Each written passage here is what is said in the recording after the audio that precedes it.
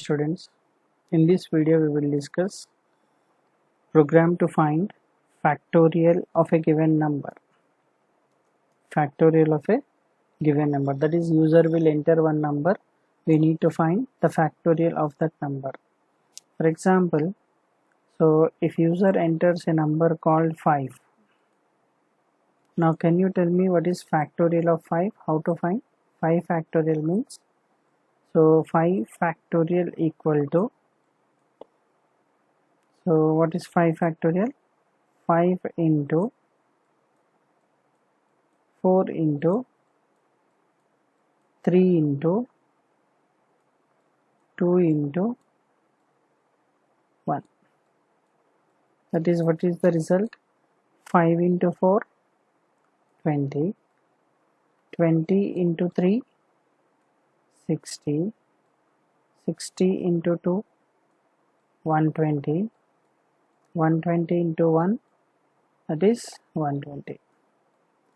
So here factorial of 5 is nothing but product of first 5 numbers, that is either from 1 to 5 or 5 to 1. Okay, now let us do this factorial from 5 to 1. Now I want to find using function with arguments and with a return type. Now here the name of the function is fact, or you can use factorial, int factorial of int n.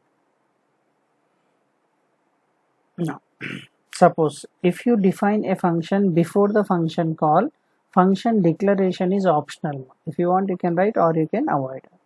Now so declare one variable int f equal to 1. Now here to find the factorial of that number, for I equal to n, I greater than or equal to 1, I minus minus. Then here you can write inside the for loop f equal to f into I. This is for factorial. Then finally return factorial value. This value will be returned back to the caller. Now here let us assume that n value. So let us assume user passes a value called 5 and initially f value is 1. Now here we are iterating from 5 to 1. So I equal to n means now I value is 5.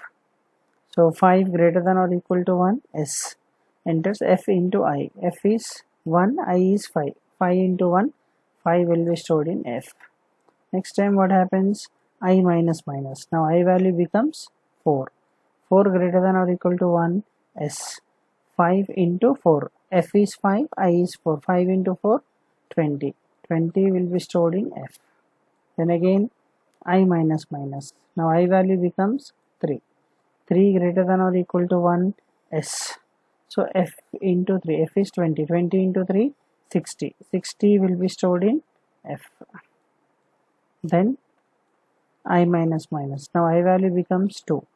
So f is 60. 60 into 2, 120. 120 will be stored in f. Then again I minus minus. Now I value becomes 1. 1 greater than or equal to 1, s.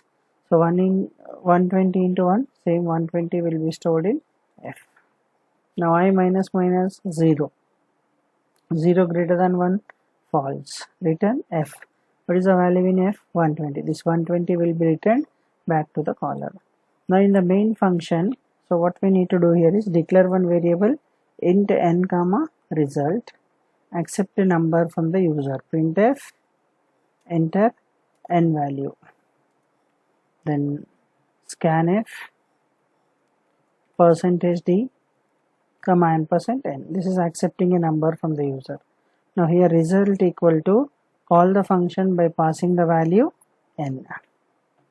So display the result onto the screen, printf. So factorial of %d is, then %d slash n comma result. This will be displayed onto the screen. Now at the end of the function return one number. Now save your program. So save as Factorial. So name of the file factorial.c. Now let us run this particular program. Declare the variable I also. Now compile and run. Enter any number. So enter here 5. Displays factorial of 5 is 120. So enter here 6.